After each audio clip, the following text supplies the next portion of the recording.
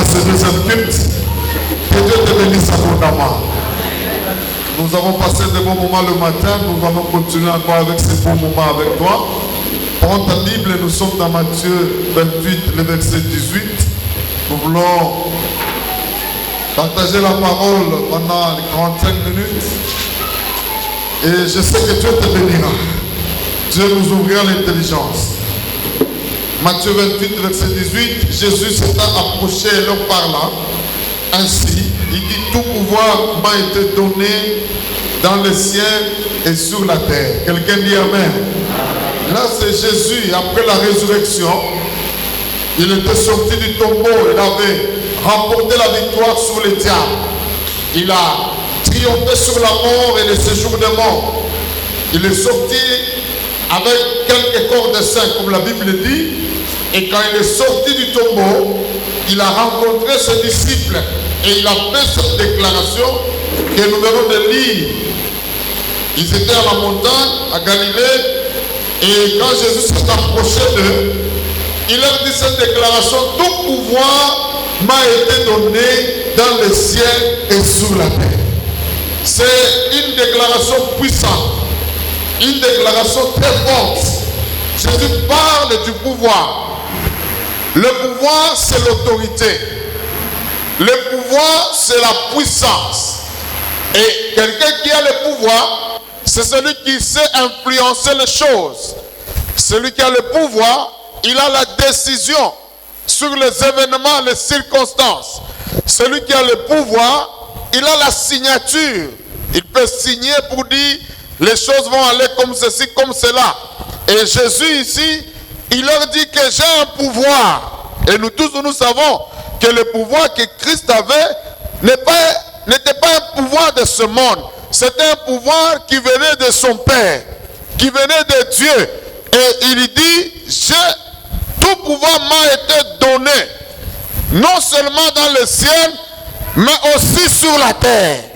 Donc Jésus avait un pouvoir, il avait l'autorisation, il avait la capacité d'influencer les choses non seulement au ciel, mais il avait ce pouvoir de les influencer même sur la terre. Imaginez un peu un tel homme. Un homme qui a le pouvoir. J'imagine le jour où il était dans la barque avec les disciples, un vent a soufflé, un vent très fort. Et Jésus qui dormait, les disciples se sont battus, ils ont échoué. Mais quand Jésus se réveille, il menace le vent. Il lui dit, tais-toi. Et le vent s'est calmé. J'aime la réaction des disciples dans le bateau. Ils lui disent, ça c'est quel type d'homme? Même le vent et la tempête lui obéissent. Donc Jésus avait un pouvoir, même sur le vent, même sur la tempête. Et il lui dit, tout pouvoir m'a été donné. J'aimerais te dire ce matin, quel que soit ton problème, le pouvoir t'a déjà aussi été donné. Ce matin, nous avons le pouvoir, non seulement sur la terre, même au ciel, on a ce pouvoir. Il dit aux disciples, ce que vous lierez sur la terre, ça sera lié même au ciel. Et ce que vous délierez sur la terre, ça sera délié dans le ciel. Et ça, c'est une déclaration pour toi et moi. Il nous a donné le pouvoir. Tu n'es pas vide.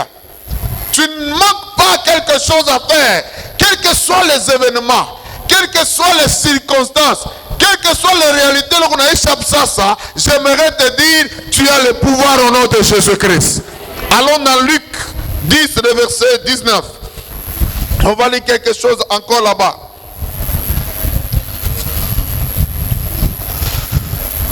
Luc 10, verset 19. On peut lire à partir du verset 18. Jésus leur dit, je voyais Satan tomber du ciel comme un éclair. Voici, je vous ai donné le pouvoir. Quelqu'un peut dire Amen. On peut lire ensemble avec toi. Il dit quoi? Voici, je vous ai donné le pouvoir. On s'arrête d'abord là-bas. On te l'a déjà donné. Mon frère, tu n'es pas vide. En toi, là, il y a un pouvoir. Ne laisse pas les sorciers te dominer. Parce que Dieu, il t'a déjà donné le pouvoir. Et il dit le pouvoir c'est quoi? Je vous ai donné le pouvoir de marcher sur les serpents et les scorpions. Et sur toute la puissance de l'ennemi. Est-ce que quelqu'un comprend ça? Tu n'as pas n'importe quel pouvoir. Jésus ne t'a pas donné n'importe quel pouvoir. Il t'a donné un pouvoir supérieur, un pouvoir suprême, et à partir de ce pouvoir-là, tu domineras. Et il dit, vous avez le pouvoir sur les serpents et sur les scorpions, non seulement sur eux, mais vous avez le pouvoir sur toute la puissance de l'ennemi. J'aimerais dire ce matin, tous les ennemis de ta vie, tu dois les contrôler au nom de Jésus-Christ. Et il t'a déjà donné ce pouvoir-là. Nous sommes déjà arrivés à un moment où un sorcier se lève, toi aussi tu dois te lever. Ne laisse pas les ennemis, même s'ils se multiplient, ne panique pas. Ne tremble pas, ma soeur. Même si tu connais des combats, c'est ça la voie de la destinée. C'est ça le chemin dans lequel Dieu va te faire passer. Il ne t'a pas donné le pouvoir pour que tu continues à pleurer, pour que tu continues à échouer. Il t'a donné le pouvoir pour régner. Tu dois régner au nom de Jésus-Christ. Ma prière ce matin, même si tu es venu malade, le pouvoir de ce matin fera éclater cette maladie-là. Cette maladie tombera au nom de Jésus-Christ. J'aimerais te dire encore, quelle que soit la situation économique et politique, nous avons le pouvoir de changer les choses au nom de Jésus-Christ. Et il dit, je t'ai donné le pouvoir de marcher sur toute la puissance de l'ennemi et rien ne pourra te nuire. Le pouvoir que Jésus nous a donné, ça s'exerce à partir de deux éléments que je vais développer dans le message. Le premier élément, c'est la foi. Si tu n'as pas la foi, le pouvoir que Jésus nous a donné, ça restera seulement dans la Bible et tu ne le verras jamais. Pour vivre ce pouvoir-là, il faut que ta foi commence à fonctionner. Malheureusement, il y a beaucoup de gens, ils sont à l'église, au lieu de fonctionner par la foi, ils fonctionnent par la chair. Le deuxième élément qui va nous aider à exercer ce pouvoir-là, c'est le Saint-Esprit. Quand vous lisez dans Actes des Apôtres 1, le verset 8, il dit, vous recevrez une... Vous recevrez quoi? Le pouvoir, c'est la puissance, non? Alléluia. Vous recevrez une puissance. Et cette puissance, c'est quoi? Le Saint-Esprit survenant sur vous. Donc le Saint-Esprit nous donne ce pouvoir-là. Et le premier élément qui amène ce pouvoir, c'est la foi. J'aimerais ce matin parler d'abord de la foi. Quelqu'un peut dire Amen. Dis à ton voisin la foi. La foi, c'est un élément important qui nous permet d'exercer le pouvoir que Jésus a donné. La vie chrétienne, c'est une vie de puissance. Un enfant de Dieu a reçu le pouvoir. Et ce pouvoir fonctionne au travers de la foi. Si tu n'as pas la foi, ce pouvoir-là ne fonctionnera jamais. C'est ainsi, dans 1 Jean 5, verset 4, on va aller lire ça. 1 Jean 5, verset 4. Il dit, parce que tout ce qui est né de Dieu triomphe du monde. Tout ce qui est né de Dieu triomphe du monde. Et la victoire qui triomphe du monde, c'est notre foi. Quelqu'un dit Amen. Ils sont ensemble. 1, 2, 3, lisons. Parce que tout ce qui est né de Dieu triomphe du monde. Et la victoire qui triomphe du monde, c'est notre foi. Quelqu'un peut acclamer le Seigneur. Qu'est-ce que tu vas comprendre dans ce verset? Premièrement, la nouvelle naissance, naître de Dieu, nous introduit dans le royaume de Dieu. Jésus dit à Nicodème, si quelqu'un n'est né d'eau, d'esprit, si quelqu'un n'est né pas de nouveau, il ne peut pas entrer dans le royaume de Dieu. Nous entrons dans ce royaume lorsque nous naissons de Dieu. Et lorsque nous naissons de Dieu, automatiquement, nous triomphons du monde. C'est pourquoi il dit, tout ce qui est né de Dieu triomphe du monde. Qu'est-ce que tu dois comprendre? C'est-à-dire que lorsque nous naissons en Christ, lorsque nous devenons enfants de Dieu, sur le plan de la position, nous avons la victoire sur Satan et nous avons la victoire sur toutes choses dans ce monde. Je ne sais pas si tu comprends ça. Quand nous naissons en Christ, nous naissons déjà vainqueurs. Nous ne devenons pas des vainqueurs, mais nous naissons vainqueurs. Et nous avons déjà vaincu toutes choses. Ça, c'est le premier élément. Mais ça ne suffit pas. Et il ajoute le deuxième élément, il dit, la victoire qui triomphe du monde, c'est notre foi. Si je dois retourner les phrases, je peux le lire de notre manière, que notre foi, c'est la victoire qui triomphe du monde. Est-ce que tu as compris ça? Vous êtes là? Aujourd'hui, je vous sens un peu lourd là. Vous êtes là. Notre foi, c'est quoi? C'est la victoire qui triomphe du monde. Si tu veux triompher du monde, il faut fonctionner par la foi. C'est ainsi que ce matin, j'aimerais te parler un peu sur la foi. C'est très important pour un enfant de Dieu. La foi, c'est un élément spirituel. La foi ne vient pas de l'école où on a étudié. La foi, on ne l'apprend pas. On ne va pas apprendre la foi, mais la foi, elle vient de Dieu. La foi, elle réside dans ton esprit. La foi, elle te permet de marcher spirituellement. Quand tu n'as pas la foi, tu ne plais pas à Dieu. Quand tu n'as pas la foi, tu ne sais pas affronter les réalités du monde. Vous savez, la foi, elle opère non seulement dans le monde physique, la foi opère aussi dans le monde invisible. Elle opère dans le monde surnaturel. Elle opère dans le monde des esprits. C'est par la foi que nous pouvons opérer dans le monde des esprits. Et ce matin, j'aimerais t'amener à comprendre que cette foi-là, c'est le pouvoir que Dieu nous a donné. C'est ce pouvoir qui nous permet de changer les choses. Je suis venu parler à l'église en te disant que nous sommes la race des vainqueurs. Et en tant que race de vainqueurs, nous fonctionnons par la foi. Quel que soit celui qui se tiendra devant moi, il tombera à mon pouvoir. Parce que dans la foi que j'ai, je n'échouerai jamais. Avec la foi que tu as, aucun sorcier ne peut te faire tomber. C'est ça ta nature. C'est ça que tu es. La foi, c'est une puissance. Un homme de foi, il dégage l'énergie. Un homme de foi, il libère les choses spirituellement. Tu peux avoir des résistances, mais ta foi va t'aider à surmonter ces combats-là. J'aimerais dire à l'église que nous n'avons pas à paniquer parce qu'il y a trop de sorciers. Quelqu'un dit Amen. Mais en toi, là, il y a quelque chose qui les dépasse. Christ en toi, c'est l'espérance de la gloire. La foi de Dieu en toi, c'est la capacité à affronter toute réalité et à dominer toutes choses. La foi, nous la possédons. La foi nous permet de changer les réalités. La foi nous permet de changer les choses. Et tu as besoin de grandir dans la foi. Ne sois pas à l'église seulement pour chanter, danser. Sois à l'église pour que ta foi puisse grandir.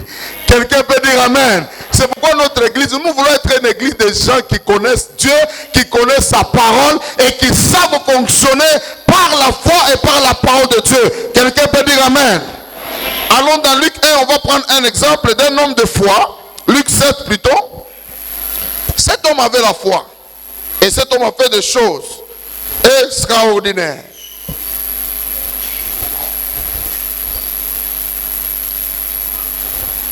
Luc 7 à partir du premier verset.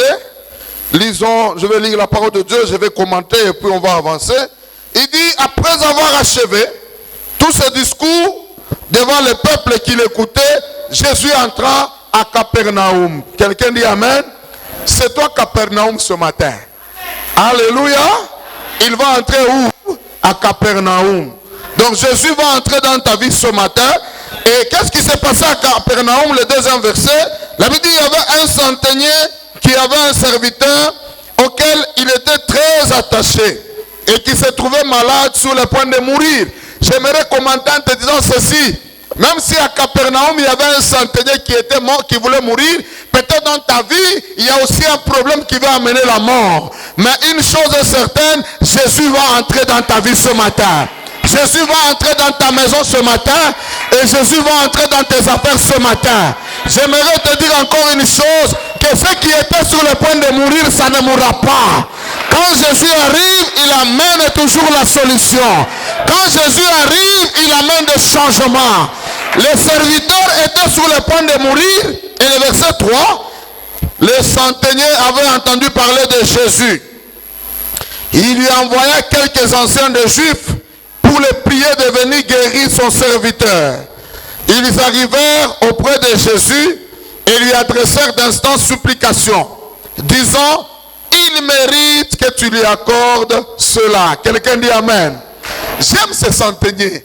Ces centeniers avaient des mérites. Les gens eux-mêmes sont allés dire à Jésus, il mérite.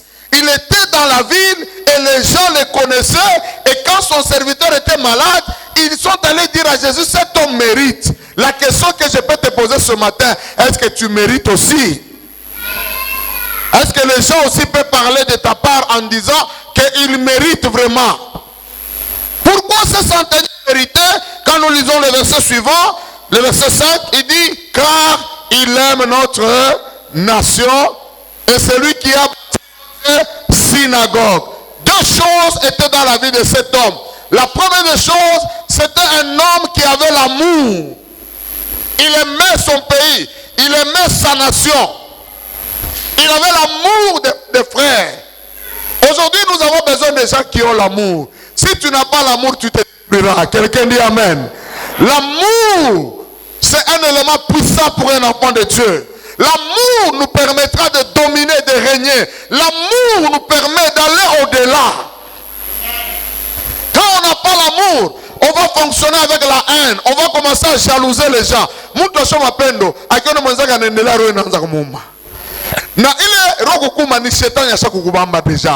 Ce matin, aime tout le monde et tu verras que Dieu te bénira.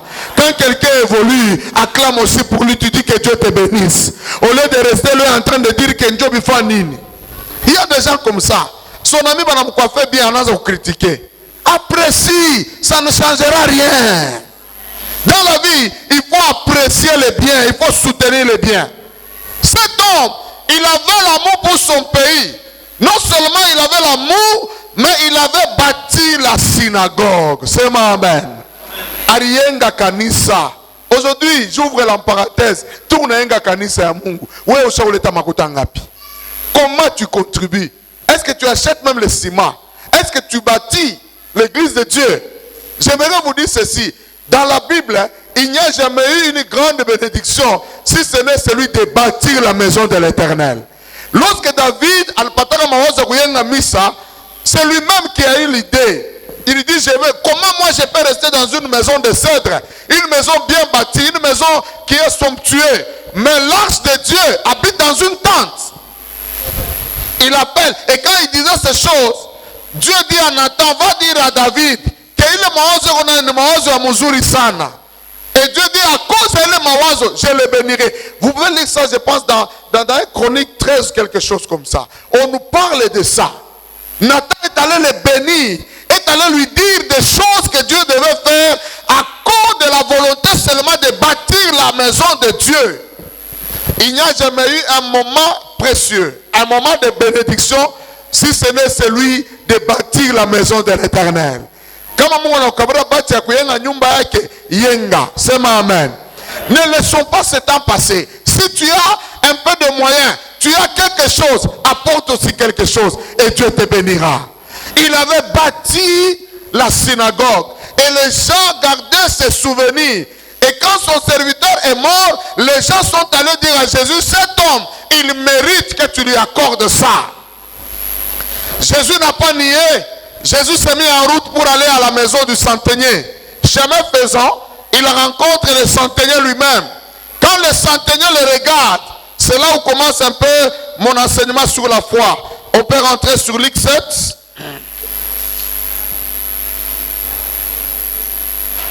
Verset 6. Jésus étant allé avec eux, n'était guère éloigné de la maison. Quand le centenier envoya des amis pour lui dire, Seigneur, ne prends pas tant de peine, car je ne suis pas digne que tu entres sous mon toit. C'est aussi pour cela que je ne me suis pas cru digne d'aller en personne vers toi. Mais dis un mot et mon serviteur sera guéri. Car moi, qui suis soumis à des supérieurs, j'ai des soldats sous mes ordres. Je dis à l'un va, il va. Et à l'autre viens, il vient. Et à mon serviteur fait cela et il le fait. Lorsque Jésus a entendu ces paroles, il admira le centenier. Quelqu'un dit amen. Le centenier, c'était un homme de foi. La Bible dit, Jésus l'a admiré. Et se tournant vers la foule qui le suivait, il dit, je vous le dis même en Israël, je n'ai pas trouvé aussi une grande foi. De retour à la maison, les gens envoyés par le centenier trouvèrent guéris les serviteurs qui avaient été malades. Quelqu'un dit amen. Le centenier qui allait vers Jésus, il se rencontre. Et le centenier, c'était un homme de foi. Je disais qu'un jour, je suis en train de préparer un message où je vous parlerai sur les actes de foi dans la marche chrétienne. En tant qu'enfant de Dieu dans la marche chrétienne, nous devons avoir des actes de foi. Nous devons poser des actes de foi. Et ces actes-là doivent démontrer que nous sommes des hommes de foi. Et cet homme, ce centenier, c'était un homme de foi. Il croyait, il connaissait que Dieu est capable de faire. Dieu est capable de sauver, de guérir. Il rencontre Jésus, il dit, Maître, c'est pas normal. Je ne veux pas que tu entres chez moi à la maison. Mais je veux que tu dises seulement un mot. Et mon serviteur sera guéri. Parce que moi, en tant que centenier, en tant que soldat, j'ai des militaires qui me gardent. J'ai dit à l'un, va, il va. J'ai dit à l'autre, vas-y, il le fait. À combien plus forte raison toi? Tu n'as pas besoin de te déplacer dans ma maison. C'est ça un homme de foi. J'aimerais t'amener à comprendre ceci. La foi fonctionne avec la parole. La foi, c'est une puissance. La foi ne nécessite pas seulement qu'on te touche pour que les choses se manifestent. Mais la foi, elle est spirituelle. Elle se manifeste dans la parole. Et la parole qu'on déclare, cette parole va, elle rencontre le problème et elle résout le problème. Cet homme, il avait son serviteur malade. Quel est le lien qui a fait qu'il est sauti balisema, il est touché au malade en apona? Et nous savons que quelqu'un qui est malade, il faut seulement accompagner madawa, bamutonge machina n'enjoue apone. Quelqu'un dit amen. Mais Jésus, le centenier dit, Maître, tu n'as pas besoin d'arriver là-bas. Je sais que tu contrôles le monde. Tu as tout le pouvoir sur toutes les réalités. Ce que je veux, parle seulement. Mon serviteur là où il est, quelque chose se passera. La maladie va quitter. Vous savez quoi? Derrière chaque maladie, derrière chaque situation, par moment il y a des démons qui se cachent. Et nous savons que la maladie n'était pas la volonté de Dieu. La maladie, c'est la conséquence du péché. La maladie a commencé quand l'homme avait péché et s'était éloigné de Dieu que la maladie a commencé. C'est pourquoi même ce matin, même si tu es malade, comment? La puissance de Dieu va te guérir au nom de Jésus. Nous allons annoncer, envoyer la parole de feu et ta maladie va partir au nom de Jésus-Christ. Cet homme était malade à la maison. Et Jésus a envoyé la parole. Quel type de parole? Je pense que c'était une parole de foi. Une parole de guérison. Et cette parole est allée rencontrer le centenier. Là où il était malade.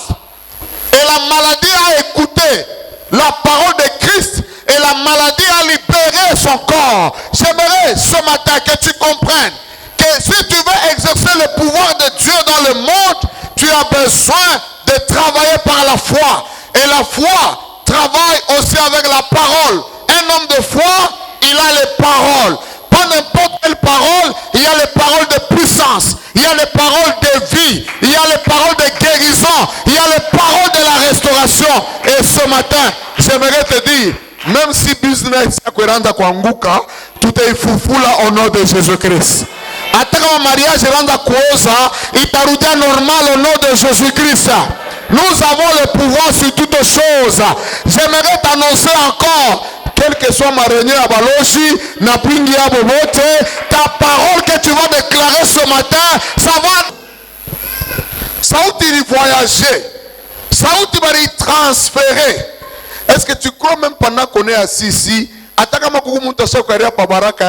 tu n'as pas besoin de kwenda kumona. Sema tu sauti moya, itafika kule yako na italibere au nom de Jésus-Christ. Dieu quand il travaille, Dieu travaille avec la parole. Dans la Bible, Jésus a travaillé avec la parole. Moi, j'aimerais que les enfants de la NCD Katouba, tu ne mourras pas pauvre, mon frère. Tu ne mourras pas malheureux. Attaque au cas où t'apprends au nom de Jésus. Celui qui a la décision, tu peux l'influencer au nom de Jésus-Christ. L'année passée, il y a une soeur qui me disait non, Marie, moi, c'est compliqué, mon cas, ça pas. Je lui ai dit, tu n'as pas besoin d'aller les voir ni de donner l'argent. Mais nous pouvons contrôler le mari à travers de l'église, au travers de la parole et par le Saint-Esprit.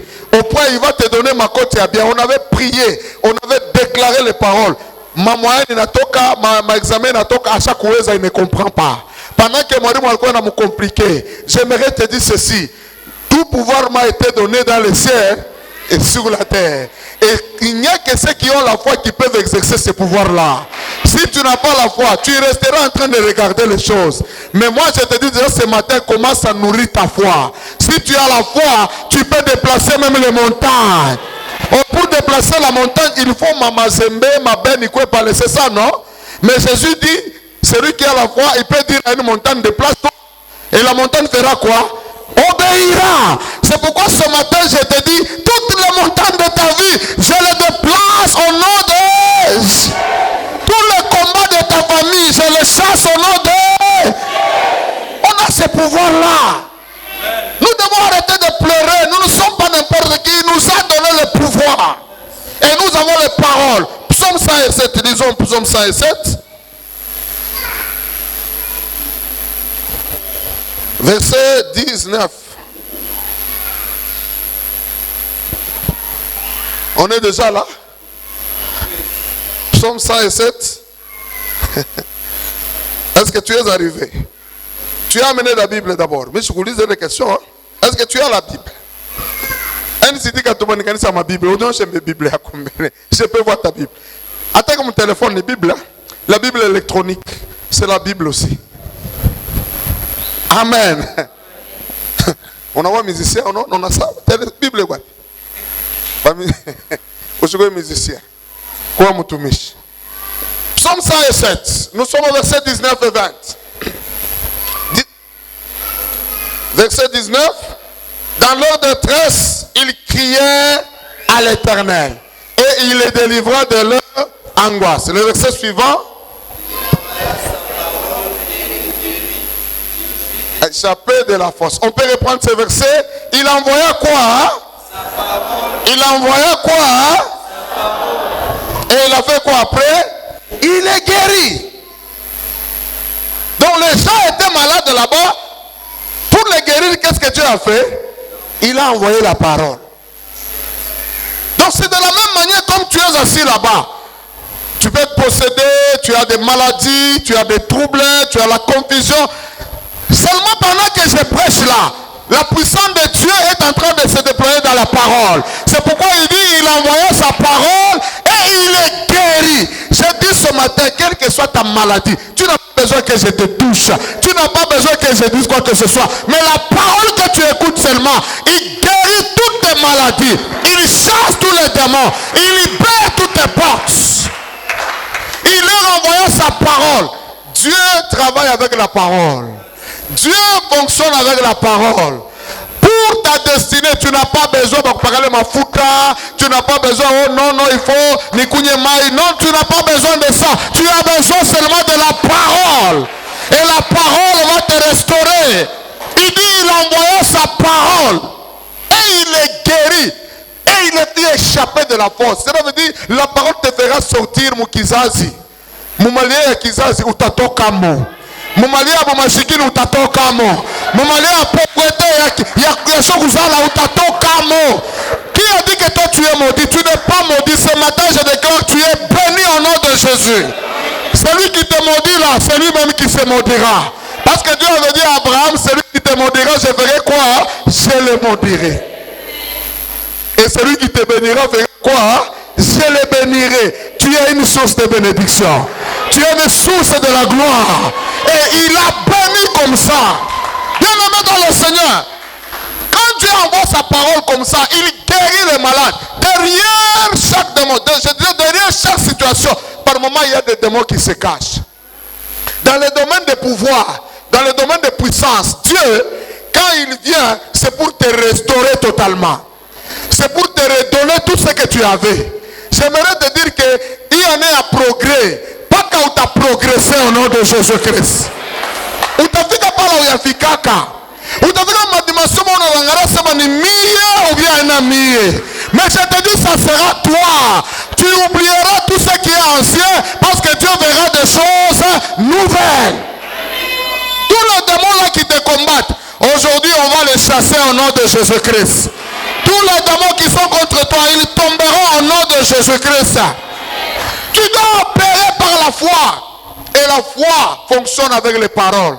Un homme de foi, il ne pleure pas. Un homme de foi, il ne se lamente pas. Un homme de foi, il ne murmure pas. Un homme de foi, il affronte les réalités. Le temps est arrivé quand un enfant tombe malade à la maison. Au lieu de commencer à pleurer, saisis-le. Tu dis, je te guéris au nom de Jésus-Christ. Je t'impose la main. Maladie libère au nom de Jésus. C'est comme ça que nous allons commencer à fonctionner. Le temps est arrivé où on ne doit pas laisser la place aux démons. On ne doit pas laisser la place au diable. On ne doit pas laisser les sorciers évoluer. Le temps est arrivé, ils seront sous le pied. Parce qu'il dit, tout pouvoir m'a été donné. Marchez sur quoi? Les serpents et les scorpions et sur toute la puissance de l'ennemi. Tous les démons qui te combattent là, tu dois les vaincre au nom de Jésus. Tous les démons qui sont contre toi, tu dois les renverser au nom de Jésus. Il leur envoyé sa parole et sa parole les guérit et il les fait échapper de la fosse. Il les a sortis dans les liens de famille, dans les puissances du mal. Ils sont sortis de ça. Nous devons attaquer les diables et les démons. Et c'est par là que je suis en train de chuter avec mon message. Par moments, beaucoup de gens souffrent parce que les diables, ils ont ouvert la porte à l'ennemi. Et je disais le matin, le diable ne peut pas entrer dans la vie de quelqu'un de soi comme ça. C'est quand tu es distrait que le diable entrera. Vous savez, l'homme de Gadara, c'était un homme que le diable avait changé son orientation. Cet homme était rempli de démons. Il était vraiment bourré de démons. C'était un homme qui était dans la ville. C'était un homme qui était dans la ville, un homme qui était dans le cimetière. Leo watu wa mingi kama shetani anamuingia na mudomine comment tu viens anachaka misa pour rien comme ça. Unaofre tuanza kumbana na mumone et puis unamwona paka ma boîte, unamwona paka ma bar. C'est ça non? L'homme de Gadara là, il était possédé. Le diable l'a sorti dans la ville où il était. J'imagine c'était un monsieur alikuwa na adresse, alikuwa na nyumba yake na batoto, mais mademo anamuingia anatoka kwake anaenda ukala mu cimetière. Vous savez qu'il y a des gens qui se plaisent seulement à aller dans les bars. Il est content quand il est en train de boire avec les amis, il est dans la boîte. C'est pas la vie ça. Quelqu'un dit Amen. La vie est en ces lieux et la vie est dans le nom de Jésus-Christ seulement. Et cet homme-là, pendant qu'il était tourmenté, comment les démons iringia maïcha et le matin j'étais en train de parler de quelques portes. Vous avez vu, c'est un résultat premièrement si tu es distrait. La distraction spirituelle, c'est une porte aussi de l'ennemi. Quand on est trop distrait dans les choses de Dieu, on est trop distrait dans la vie, vous ouvrirez la porte de l'ennemi. Pourquoi? Parce que les démons, ils déambulent.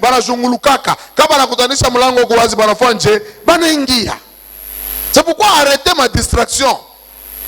Mawazo qu'on a pas qu'il focaliser kwa Mungu. Akili qu'on a pas qu'il focaliser sur la parole de Dieu. Distraction de la Mungu anapunguki waranja kuomba ashipende tena vya Mungu anakuwa makari. C'est ça, c'est un signe qui montre la personne est possédée. Quand vous l'appelez des choses de Dieu, temijibu bibaya, vous posez la question nini? C'est le diable qui est déjà dans la personne, qui le pousse à répondre comme ça. Deuxièmement, les portes d'entrée de l'ennemi, il y a l'impudicité. Boucharati n'est pas une bonne chose. L'adultère n'est pas bon. Il faut arrêter ça. Quand Dieu nous interdit l'adultère, il connaît. Il y a toujours des frères sous-marins, il y a des sœurs sous-marins. Il est à l'église, mais il fait toujours des choses. Il fait toujours semblant. Arrête l'adultère. Lorsque vous partagez les mêmes esprits. Mon frère, regarde depuis que tu es tombé là. Ma soeur, tu n'arrives pas à te maîtriser.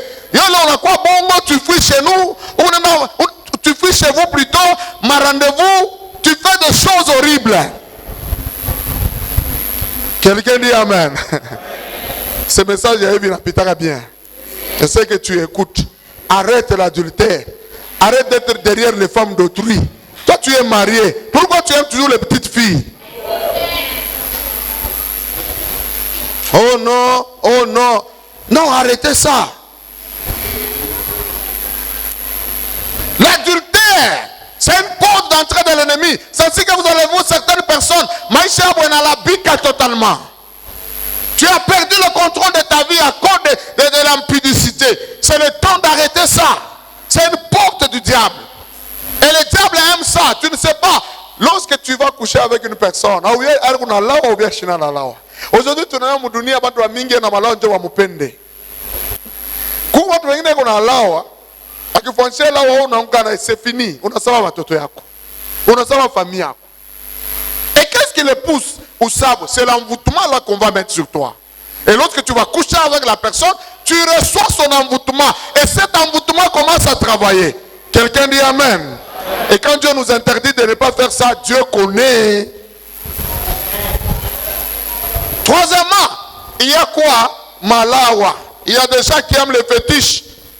Aujourd'hui, on me parlait d'une personne qui prie. On me dit que anashinda kupona, ashaenda kuisha kwa mfumu bila mtunza. Quelqu'un dit Amen. Quand tu arrives chez un féticheur, la chose qu'il va faire, il va te faire des incisions. Incision, objectif est de récupérer d'argent. Quand on prend, on va amener ça dans le monde des ténèbres et c'est fini, on commence à te contrôler. L'homme de Gadara était comme ça. Nous ne savons pas ce qu'il avait fait, mais la Bible nous dit qu'il était perdu, désorienté totalement, cet homme de Gadara. Tu connais toi-même tes péchés. Tu connais là où tu es tombé. Le manque de pardon, je vais terminer par là. Lorsque tu ne pardonnes pas, tu ouvriras la porte à l'ennemi. Quelqu'un dit Amen.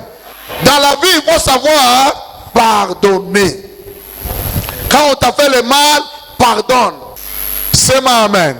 C'est vraiment, c'est quelque chose de grand. Tu dois être un homme au sens du pardon. Tu dois savoir pardonner les gens. Quand tu ne pardonnes pas, tu ouvres la porte à l'ennemi, il entrera par là. Et il va commencer à te contrôler. Et l'homme de Gadara était comme ça, très contrôlé par Satan. Mais ce jour-là, il était dans le cimetière. Il se plaisait dans le cimetière. Et la Bible nous dit quoi? Jésus passait par là. Jésus, c'est la foi. C'est un homme de puissance. Jésus, c'est un homme fort. Il dégageait l'énergie. Déjà au loin, l'homme de Gadara, quand il voit le Seigneur, les démons commencent à le tourmenter. Il disait, mais tu es venu pour nous perdre. Toi, Jésus, fils de Dieu, bien-aimé dans le Seigneur, ce matin, il faut que tous les démons qui sont dans ta vie soient libérés. Tous les démons doivent partir parce que tu dois mener une vie bénie, une vie excellente et une vie de gloire. Tu dois attendre le Seigneur parce qu'il arrive bientôt et il veut aussi te rencontrer. Et ce jour-là, la foi a travaillé. Jésus travaillait avec les paroles. Il était au loin. Il a commencé à les ordonner de libérer cet homme. Et le diable lui disait, non, ne nous jette pas dans la mer. Envoie-nous même dans les pourceaux. Et Jésus leur a dit, allez quitter. Ils ont quitté le corps. Je te dis ce matin, quels que soient les démons, même si tu étais tombé dans un péché, même si on t'a fait des incisions, nous ordonnerons seulement. Et ces démons vont libérer au nom de Jésus-Christ. Toi, tu es le temple de Dieu. Tu es le temple du Saint-Esprit. Tout ce qui t'embrouille là, ça doit tomber au nom de Jésus. On termine avec Actes des Apôtres 10, verset 18. Le deuxième point qui est le Saint-Esprit, on le parlera prochainement. La Bible dit, dans Actes 10, verset 38, il dit, vous savez comment Dieu a oint du Saint-Esprit et de force Jésus-Christ de Nazareth, qui allait de lieu en lieu faisant du bien et guérissant tous ceux qui étaient sous l'empire du diable, car Dieu était avec lui. Quelqu'un dit Amen. On a dit, nous savons comment Dieu a oint du Saint-Esprit. Le Saint-Esprit, c'est le premier élément de puissance. Le pouvoir de Dieu est dans le Saint-Esprit. J'en parlerai prochainement. Comment il a oint du Saint-Esprit et deuxièmement de force. La force d'un chrétien, c'est sa foi. Un homme de foi, il est fort. Quelqu'un dit Amen. Tout ce qui est né de Dieu triomphe du monde, et la victoire qui triomphe du monde, c'est votre foi. Il a moins de force. C'est Jésus de Nazareth. Et qu'est-ce qu'il a fait? Il allait de lieu en lieu faisant du bien. Le temps est en train d'arriver. Si tu fonctionnes avec le Saint-Esprit, tu fonctionnes avec la foi, partout tu iras, tu feras du bien. Tes affaires vont fonctionner dans le bien. Ton mariage va avancer dans le bien. Tes activités vont être dans le bien. Tout ce que tu toucheras sera dans le bien. Quelqu'un dit Amen. Il allait de lieu en lieu, il faisait du bien. Et deuxièmement, qu'est-ce qu'il faisait? Il guérissait tous ceux qui étaient sous l'empire du diable. Tu peux dire Amen? Il guérissait tous ceux qui étaient sous l'empire du diable. Lorsque tu as le pouvoir de Dieu, tout ce qui est démoniaque et satanique, tu les guériras. Ma prière ce matin, pendant qu'on va prier dans quelques minutes, yo tele shetani alibamba. Ikuwa se alibamba buzaji. Alibamba batoto, alibamba kama ni makuta. Yote na libeba atairurisha asubuhi ya leo katika jina la Yesu. Tout ce que l'ennemi est en train de chercher à prendre, tout ce qu'on t'avait volé là, même dans le sommeil tu ne voyais pas, le diable va les retourner au nom de Jésus-Christ. Nous acclamons le Seigneur, nous nous mettons debout. On va prier maintenant avec deux requêtes. La première requête, j'aimerais que tu confesses. Si tu as ouvert la porte à l'ennemi, au diable, tu vas lui dire, Seigneur, je confesse. J'ai fait des choses qui n'étaient pas bonnes et le diable est entré dans ma vie. Élève ta voix, commence à prier au nom de Jésus. Seigneur, nous confessons. Renoncez à la distraction. Renoncez au Dieu, à l'envoûtement. Renoncez à l'adultère, à l'impudicité. Renoncez à toutes les institutions, des portes qu'on a ouvertes à l'ennemi. Renoncez à cela dans le nom de Jésus. Père très saint, commence à renoncer, commence à prier Dieu. Pardonne-moi, enlève-moi ces choses-là.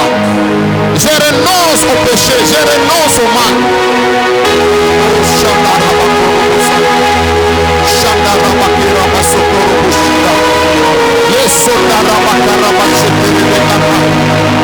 Je renonce ce matin. Je renonce ce matin. Je renonce ce matin. Je renonce ce matin. Oh Jéhovah.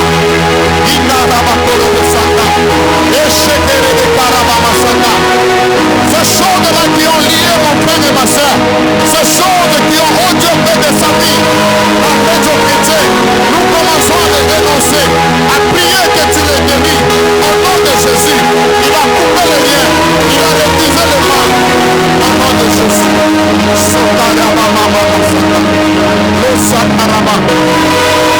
Cet homme de Gadara, il était dans le cimetière. Parce que tu as vu sa souffrance, tu as vu son malheur. Il fallait le remettre dans le bon sens. Ce matin aussi.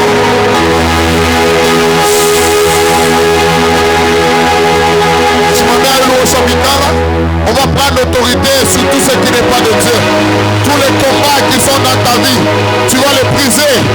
Tous les liens que tu vois, toutes les réclamations, peut-être tu as des femmes de lui, tu as des maris de lui,